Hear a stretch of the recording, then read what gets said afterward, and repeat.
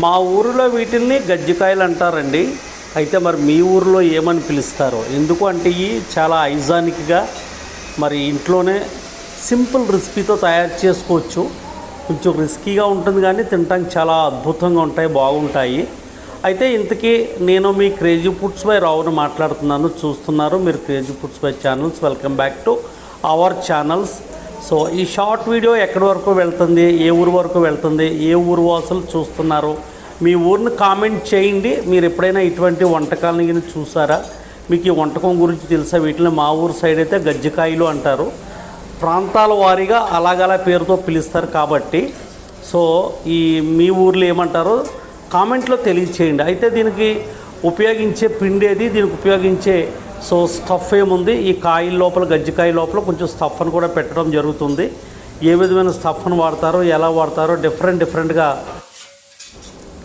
మీ కామెంట్ని తెలియచేయండి. ఎప్పుడన్నా కనుక తింటే కనుక మీరు ఏ విధమైన పేరుతో పిలుస్తారో చెప్పండి. ఇక తదుపరి వీడియోలో ఈ ఫుల్ డిస్క్రిప్షన్ మన యూట్యూబ్ ఛానల్లో క్రేజీ ఫుడ్స్ బై రావు ఛానల్లో అప్లోడ్ చేయడం జరుగుతుంది.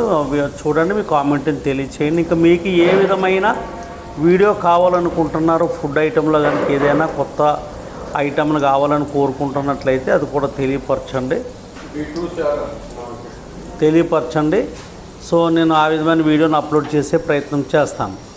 సో తదుపరి ఏంటంటే మేము ఫుడ్ ఛానల్లో కూడా ఒకటి ఫన్నీగా ఫుడ్ పైన ఫన్నీగా కొన్ని వీడియోస్ చేయాలని మేము ప్లాన్ చేస్తున్నాము. ఎంటర్టైన్మెంట్ కోసం ఫుడ్ అండ్ ఫన్నీ. సో వీడియోల కోసం సబ్స్క్రైబ్ చేసుకోండి. సో కొత్త వీడియోలు అప్లోడ్ చేయాలని మేము ప్లాన్ చేస్తూ ఉన్నాము. సో సబ్స్క్రైబ్ చేసుకుని మన ఛానల్స్ని మనకి షేర్ చేయండి. మీ కామెంట్ని తెలియచేయండి.